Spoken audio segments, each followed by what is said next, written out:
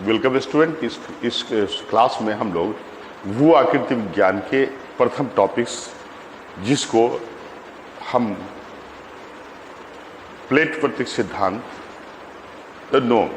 महाद्वीपीय प्रवाह सिद्धांत के नाम से जाना जाता है। महाद्वीपीय प्रवाह सिद्धांत का दूसरा नाम महाद्वीपीय विस्थापन का सिद्धांत भी है। गेटिंग वेल ना? बेसिकली इस टॉपिक को प्रारंभ करने के पूर्व मैं आपको भू आकृति विज्ञान के विषय वस्तु के संदर्भ में सामान्य चर्चा है ना कर देता हूँ। ओके, देखिए, भू आकृति विज्ञान स्थलाकृतियों के अध्ययन का विज्ञान है। राइट, यह स्थलाकृति को लैंडफॉर्म भी कहते हैं, रिलीफ फीचर भी कहते हैं और रिलीफ के नाम से भी जानते हैं। तो स्थलाकृति के अध्ययन के विज्ञान को हम भू आकृति विज्ञान कहते हैं, या भूगोल की वह शाखा जिसमें स्थलाकृतियों के अध्ययन किए जाते हैं भू आकृति विज्ञान कहलाता है। राइट, और जियोमॉर्फोलॉजी तीन शब्दों का कॉम्बिनेशन है। एक जियो प्लस मॉर्फो प्लस लॉजी। जियो का मतलब होता है अर्थ, मॉर्फो का मतलब होता है शेप, लॉजी का मतलब होता है स्टडी, मतलब पृथ्वी के स्वरूप का अध्ययन जियोमॉर्फोलॉजी या भू आकृति विज्ञान कहलाता है। राइट, और दूसरे शब्दों में भू आकृति विज्ञान स्थलाकृतियों के अध्ययन का विज्ञान है। राइट, अब प्रश्न उठता है कि स्थलाकृति है क्या? तो आपको बतला दें कि पृथ्वी का जो स्वरूप है वह जियोइडल है, या ऑब्लिक स्फेरॉइड है, या ऑब्लिक इलिप्सॉइड है। गेटिंग वेल ना? तो according to law of physics, माने broadly you can say that it is spherical in shape. तो फिजिक्स का एक लॉ कहता है कि यदि किसी बड़े स्फीयर के एक भाग को काटा जाए तो एक स्ट्रेट लाइन होगा, it will appear like a straight line. Okay, इस स्ट्रेट लाइन की तुलना है ना एवरेज मीन सी लेवल से की जा सकती है। ओके, और सामान्यतः यह आशा की जाती है, क्योंकि पृथ्वी स्फेरिकल है, कि पृथ्वी का सतह इसी समुद्र तल पर हो या सपाट हो, लेकिन वास्तव में ऐसा नहीं होता। पृथ्वी के सतह पर ऊर्ध्व असमानता की स्थिति, वर्टिकल इरेगुलरिटी की स्थिति पाई जाती है। पृथ्वी के सतह पर पाए जाने वाले इसी ऊर्ध्व असमानता एक्स और वाई को हम लैंडफॉर्म रिलीफ फीचर या रिलीफ के नाम से पुकारते हैं। क्या नाम देते हैं? तो चाहे इसको लैंडफॉर्म के नाम से पुकारते हैं, या इसको रिलीफ फीचर के नाम से पुकारते हैं, या इसको रिलीफ फीचर के नाम से पुकारते हैं। क्लियर हुआ ना? जो स्थलाकृति पृथ्वी समुद्र तल से ऊपर होते हैं इसको धनात्मक स्थलाकृति कहते हैं, पॉजिटिव लैंडफॉर्म, और जो स्थलाकृति समुद्र तल के नीचे होते हैं उसको नेगेटिव लैंडफॉर्म या ऋणात्मक स्थलाकृति के नाम से जानते हैं। उदाहरण के लिए यदि इसको हम देखें तो यह महाद्वीपीय भाग है, यह एवरेज मीन सी लेवल है। ओके, तो यह ओशनिक क्रस्ट है, तो कॉन्टिनेंट पॉजिटिव धनात्मक स्थलाकृति का उदाहरण होगा, और ओशनिक बेड नेगेटिव लैंडफॉर्म का उदाहरण होगा। यदि महाद्वीप पर कोई पर्वत है, पठार है ना, या अन्य स्थलाकृति है, क्योंकि यह समुद्र तल के ऊपर है, तो they will be the example of positive landform. Okay, लेकिन सागर के तली में यह पर्वत है, यह पठार है, तो चूंकि समुद्र तल के नीचे है इसलिए यह नेगेटिव लैंडफॉर्म का उदाहरण होगा। लेकिन यदि समुद्र तल पर कोई ऐसे पर्वत है जो समुद्र तल से ऊपर दिखलाई दृष्टिगोचर हो तो ये पॉजिटिव लैंडफॉर्म का उदाहरण होगा। तो आप समझ में आ गया कि भू आकृति विज्ञान स्थलाकृतियों के अध्ययन का विज्ञान है। और स्थलाकृति को कैसे डिफाइन करते हैं? मैं पृथ्वी के सतह पर पाई जाने वाली ऊर्ध्व असमानता। ओके, और इस आधार पर दो तरह की स्थलाकृति देखने को मिले, एक तो धनात्मक स्थलाकृति और दूसरे पेट्रोलियम स्थलाकृति जो है वो ऋणात्मक स्थलाकृति है। गेटिंग वेल ना? इसी प्रकार मैंने एक्चुअली धनात्मक और ऋणात्मक स्थलाकृति का जो वर्गीकरण है यह समुद्र तल के सापेक्ष है, मैंने with respect to sea level. Getting well ना? यह समुद्र तल के सापेक्ष, इसके ऊपर है तो पॉजिटिव और इसके नीचे है तो नेगेटिव है। ओके, परंतु आकार के आधार पर स्थलाकृतियों को पुनः तीन वर्गों में वर्गीकृत किए जाते हैं। आकार के आधार पर, on the basis of size. Okay, मैंने with respect to sea level हमने कहा कि दो तरह की स्थलाकृति है। Right, with respect to sea level दो तरह की स्थलाकृति हैं, एक पॉजिटिव और दूसरा नेगेटिव है। ओके, और देखिए विथ रिस्पेक्ट टू साइज है ना, साइज आकार के आधार पर स्थलाकृति को तीन वर्ग में वर्गीकृत करते हैं। प्रथम वर्ग, द्वितीयक वर्ग और तृतीयक वर्ग की स्थलाकृतियां। क्लियर हुआ ना?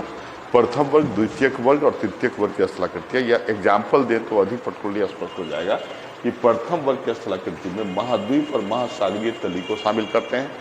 द्वितीय वर्ग की स्थलाकृति में पर्वतों को, माउंटेन को, प्लेटू को, वॉल्केनिक अर्थक्वेक या सुनामी के द्वारा बनने वाले स्थलाकृतियों को शामिल करते हैं। और तृतीय वर्ग की स्थलाकृतियों के अंतर्गत अपर्दन के दूत जैसे एजेंट ऑफ इरोजन, जिसके अंतर्गत रिवर है, नदी है, वायु है, हिमनद है और ग्लेशियर है, ओसरिक वेव है, इनके द्वारा बनने वाले स्थलाकृतियों को तृतीय वर्ग की स्थलाकृति में शामिल करते हैं। स्पष्ट हो गया ना? प्रथम वर्ग की स्थलाकृति में महाद्वीप और महासागरीय तली को शामिल करते हैं। द्वितीय वर्ग की स्थलाकृति में, है ना, द्वितीय वर्ग की स्थलाकृति में पर्वत, पठार, है ना, भूकंप या ज्वालामुखी उद्गार के द्वारा बनने वाले स्थलाकृति को शामिल करते हैं। और तृतीय वर्ग में अपर्दन के दूत के द्वारा निर्मित स्थलाकृतियों को शामिल करते हैं। मतलब स्थलाकृतियां बेसिक रूप से 3 तरह के हैं। क्लियर हुआ ना? अब देखिए प्रथम वर्ग की स्थलाकृति का, इसका फिर इधर कर दीजिए, राइट। प्रथम वर्ग की स्थलाकृतियों को कई नामों से जाना जाता है। ओके, कई नामों से, अरे ऑन कीजिए ना, फिर इधर कर दीजिए, हवा इधर नहीं जाता। ओके, प्रथम वर्ग की स्थलाकृति को कई वर्ग के नाम से जाना जाता है। ओके, एक इस साइड में घुमा दीजिए, है ना, 3 वर्गों में वर्गीकृत किए जाते हैं, राइट। दो देखिए, एक्चुअली प्रथम वर्ग, द्वितीय वर्ग और तृतीय वर्ग स्पष्ट हो गया ना। अब प्रथम वर्ग की स्थलाकृतियों को किस किस नाम से जाना जाता है ये समझिए। प्रथम वर्ग की स्थलाकृति का आकार सबसे बड़ा है, इसलिए इसको बृहद स्थलीय स्थलाकृति के नाम से पुकारते हैं। द्वितीय वर्ग की स्थलाकृति को मध्यम स्थलीय स्थलाकृति और तृतीय वर्ग की स्थलाकृति को लघु स्तरीय स्थलाकृति के नाम से जाना जाता है। मतलब स्थलाकृतियां 3 प्रकार की होती है, प्रथम वर्ग, द्वितीय वर्ग और तृतीय वर्ग। प्रथम वर्ग की स्थलाकृति को बृहद स्थलीय स्थलाकृति के नाम से जानते हैं और इसके उदाहरण है continent and the ocean. Okay, और प्रथम वर्ग की स्थलाकृति को बृहद स्तरीय तो कहते ही है, इसके अलावा इसको प्रारंभिक स्थलाकृति के नाम से भी जानते हैं, प्रारंभिक, इनिशियल लैंडफॉर्म, बिकॉज इस तरह की स्थलाकृति की उत्पत्ति पृथ्वी पर सबसे पहले हुई थी। ओके, और इसी पर, है ना, इसके पश्चात ही द्वितीय या तृतीय वर्ग की स्थलाकृति की उत्पत्ति हुए। और प्रथम वर्ग की स्थलाकृति को मातृ स्थलाकृति या पेरेंट लैंडफॉर्म के नाम से भी जानते हैं, क्योंकि यह द्वितीय और तृतीय वर्ग की स्थलाकृतियों की उत्पत्ति के लिए आधार प्रदान करता है। तो स्थलाकृतियां 3 प्रकार के हुए, प्रथम वर्ग, द्वितीय वर्ग और तृतीय वर्ग की स्थलाकृति। गेटिंग ना? प्रथम वर्ग के का नामकरण हमने दिया कि चाहे तो इसको बृहद स्तरीय कहेंगे, या पर्टिकुलरली इसको हम प्रारंभिक स्थलाकृति कहेंगे, या इसको हम मातृ स्थलाकृति कहेंगे, या प्रथम वर्ग की स्थलाकृति कहेंगे। और उदाहरण कॉन्टिनेंट एंड द ओशन है। ओके, द्वितीय वर्ग की स्थलाकृति को मध्यम स्तरीय स्थलाकृति कहते हैं और इसको विवर्तनिक स्थलाकृति के नाम से भी जानते हैं, क्योंकि इस स्थलाकृति, द्वितीय वर्ग की स्थलाकृति की उत्पत्ति जो है ना, अंतर्जात बलों का परिणाम है। जब पृथ्वी के सतह के अंदर से जो बल लगते हैं उसको विवर्तनिक बल या टेक्टोनिक फोर्स के नाम से जानते हैं। ओके, तो चूंकि द्वितीय वर्ग की स्थलाकृति विवर्तनिक बल का परिणाम है, इसलिए द्वितीय वर्ग की स्थलाकृति को विवर्तनिक स्थलाकृति के नाम से भी जाना जाता है। गेटिंग वाला? और चूंकि देखिए, यदि कॉन्टिनेंट है जो प्रथम वर्ग की स्थलाकृति है, उस पर जब विवर्तनिक बल काम करता है तो उसके स्ट्रक्चर में परिवर्तन होकर वो पर्वत या पठार का फॉर्मेशन करता है। तो चूंकि द्वितीय वर्ग की स्थलाकृति प्रथम वर्ग की स्थलाकृति के संरचनात्मक परिवर्तन के परिणाम स्वरूप उत्पन्न होते हैं, इसलिए द्वितीय वर्ग की स्थलाकृति को स्ट्रक्चरल लैंडफॉर्म या संरचनात्मक स्थलाकृति के नाम से भी जानते हैं। अर्थात द्वितीय वर्ग की स्थलाकृति का नाम है मध्यम स्तरीय स्थलाकृति, संरचनात्मक स्थलाकृति, राइट, मध्यम स्तरीय स्थलाकृति, संरचनात्मक स्थलाकृति। ओके, या फिर इसको हम विवर्तनिक स्थलाकृति के नाम से पुकारते हैं। क्या है टेक्निकली समझ में आ गया ना? ओके, और देखिए, है ना, और तृतीय वर्ग की स्थलाकृति अपर्दन के दूतों के द्वारा निर्मित स्थलाकृति है ना, एजेंट ऑफ इरोजन के द्वारा निर्मित स्थलाकृति है तृतीय वर्ग की स्थलाकृति। गेटिंग वाला? और तृतीय वर्ग की स्थलाकृति में रिवर है, विंड है, ग्लेशियर है, उस तरीके आप जानते हैं, है ना। चूंकि तृतीय वर्ग की स्थलाकृति बहिर्जात बलों का परिणाम है और बहिर्जात बलों को, है ना, भवाकृतिक बल के नाम से भी जानते हैं, इसलिए तृतीयक वर्ग की स्थलाकृति को भवाकृतिक स्थलाकृति, लघु स्थलीय स्थलाकृति इत्यादि नामों से जाना जाता है। गेटिंग वाला। अब देखिए भू आकृति विज्ञान में हम लोग मुख्यतः प्रथम वर्ग, द्वितीयक वर्ग और तृतीयक वर्ग की स्थलाकृतियों का अध्ययन करते हैं। स्पष्ट हो गया ना। इसीलिए हमने कहा था कि भू आकृति विज्ञान स्थलाकृतियों के अध्ययन का विज्ञान है। गेटिंग वाला। अब देखिए स्थलाकृति के बारे में या रिलीफ फीचर के बारे में हमने कहा कि 3 तरह के हैं, फर्स्ट ऑर्डर, सेकेंड ऑर्डर और थर्ड ऑर्डर। प्रथम वर्ग, द्वितीयक वर्ग और तृतीयक वर्ग। तो प्रथम वर्ग के अंतर्गत प्रथम वर्ग की स्थलाकृति की उत्पत्ति की व्याख्या के लिए जो सिद्धांत है उसको कॉन्टिनेंटल ड्रिफ्ट थ्योरी के नाम से जाना जाता है। द्वितीयक वर्ग की स्थलाकृति की उत्पत्ति से जो संबंधित सिद्धांत है वह प्लेट टेक्टोनिक थ्योरी है। ओके। और थर्ड ऑर्डर लैंडफॉर्म की उत्पत्ति की व्याख्या करने के लिए डेविस साइकिल ऑफ इरोजन या पिंक जियोमॉर्फिक मॉडल का प्रयोग किया जाता है। स्पष्ट हो गया ना। अर्थात आपके सिलेबस में कॉन्टिनेंटल ड्रिफ्ट थ्योरी ही, प्लेट वर्तिक सिद्धांत, Davis cycle of erosion, pink geomorphic model इत्यादि शामिल है। गेटिंग वाला। इसके अलावा ज्वालामुखी उद्गार, भूकंप, पर्वतों की उत्पत्ति, ओके, सुनामी या नदियों के द्वारा बनने वाले स्थलाकृति, वायु के द्वारा बनने वाले स्थलाकृति, ओके, हिमनद के द्वारा बनने वाले स्थलाकृति, महासागरीय तरंग के द्वारा बनने वाला स्थलाकृति, ओके। इसके अलावा तीनों स्थलाकृति में पाए जाने वाले संतुलन जिसको हम आइसोस्टेसी या भू संतुलन के नाम से जानते हैं इत्यादि टॉपिक्स शामिल हैं। गेटिंग वेल ना। तो we will discuss the entire geomorphology topics wise topics. Okay. और प्रथम टॉपिक जो है वो कॉन्टिनेंटल ड्रिफ्ट थ्योरी, महाद्वीपीय विस्थापन का सिद्धांत के महाद्वीपीय प्रवाह सिद्धांत के नाम से जानते हैं। Continental drift theory, getting well ना, महाद्वीपीय प्रवाह सिद्धांत। ओके। कॉन्टिनेंटल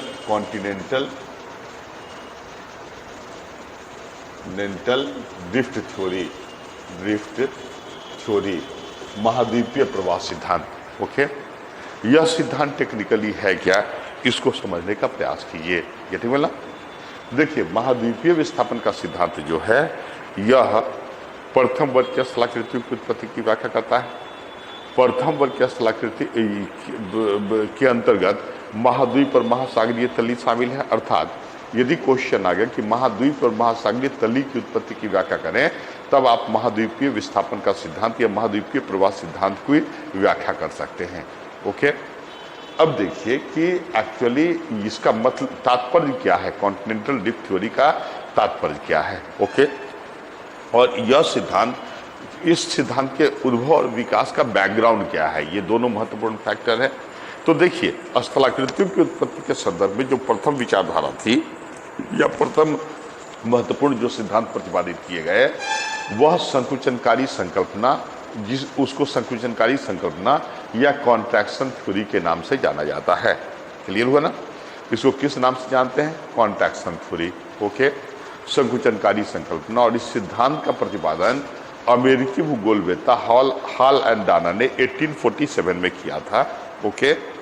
और बाद में 1852 में इली डिब्यूमॉन्ट नामक यूरोपियन भूगोलवेत्ता ने इसका समर्थन किया। ओके। जिस कारण संकुचनकारी संकल्पना को विश्व स्तरीय मान्यता प्राप्त हुई थी। राइट। कॉन्ट्रैक्शन थ्योरी इस अवधारणा पर आधारित थी कि प्रारंभ में पृथ्वी गैसियस अवस्था में था और समय के साथ इसमें अवस्था परिवर्तन हुए, मतलब वो लिक्विड अवस्था में परिणत हो गया और फाइनली वो ठोस अवस्था में परिणत हुए। तो अवस्था परिवर्तन के क्रम में राइट इसके आयतन में कमी आई और इस क्रम में इसके सतह पर स्पर्शरेखीय संकुचनकारी बल क्रियाशील हुआ। राइट। टेंजेंशियली एक्टिंग कॉन्ट्रैक्शनल फोर्स क्रियाशील हुआ। राइट। और इसी के परिणाम स्वरूप प्रथम वर्ग, द्वितीयक वर्ग की स्थलाकृतियों का जन्म हुआ है। क्लियर ना। तो यहाँ पर हम स्पष्ट कर दें कि इसका मतलब है कि इसने, इस संकुचनकारी संकल्पना ने यह माना कि अवस्था परिवर्तन के क्रम में पृथ्वी के सतह पर क्रियाशील स्पर्शरेखीय संकुचनकारी बल ही है ना स्थलाकृतियों की उत्पत्ति के लिए उत्तरदायी बल है। मुख्य रूप से प्रथम वर्ग की स्थलाकृति और द्वितीयक वर्ग की स्थलाकृति की उत्पत्ति के लिए। गेटिंग वेल ना। तो यह संकल्पना काफ़ी प्रचलित हुई। इसको परंपरागत संकल्पना, ट्रेडिशनल थ्योरी के नाम से भी जानते हैं, पुरातन संकल्पना के नाम से भी जानते हैं और यह काफ़ी प्रचलित भी हुई। परंतु बाद के वर्षों में इस सिद्धांत को है ना, कई आधारों पर चुनौतियां दी गई। जैसे एक महत्वपूर्ण आधार ये है कि संकुचन के कारण जो उत्पन्न बल था यह इतने ज़्यादा पर्याप्त नहीं थे जिससे हिमालय जैसे पर्वतों का जनन हो जाए। तो एक तो बल की अपर्याप्तता के आधार पर इसको चुनौती दिए गए, और दूसरा आधार ये है कि यदि हम इस सिद्धांत को सही भी माने, राइट, तो अब वर्तमान में पृथ्वी जो है ना, वो ठोस स्वरूप प्राप्त कर चुका है। इसका अर्थात इसके संकुचन नहीं हो रहे हैं, और यदि संकुचन नहीं हो रहे हैं इसका मतलब स्पर्श है कि संकुचनकारी बल क्रियाशील नहीं है। तो ऐसी स्थिति में कोई भी विवर्ती घटना जैसे पर्वतों का उत्थान, ज्वालामुखी उद्गार, भूकंप इत्यादि नहीं होने चाहिए, राइट, क्योंकि इस बल ने स्पर्श रेखीय संकुचनकारी बल को ही विवर्तनिक बल या अंतर्जात बल का कारण माना था। ओके, परंतु आज भी पृथ्वी के अलग अलग भागों में भूकंप इत्यादि की घटनाएं होती रहती है। ओके, इसके अलावा हिमालय का प्रति वर्ष 6 सेंटीमीटर पर ईयर की दर से उत्थान भी हो रहा है। तो इन कारणों से इस कॉन्ट्रैक्शन थ्योरी पर प्रश्न लगा, और इसके प्रति उत्तर में एक नए संकल्पना का विकास हुआ जिसको ड्रिफ्ट हाइपोथेसिस के नाम से जानते हैं, और इसी संकल्पना पर महाद्वीपीय विस्थापन का सिद्धांत आधारित है। गेटिंग वेल, राइट, इसी सिद्धांत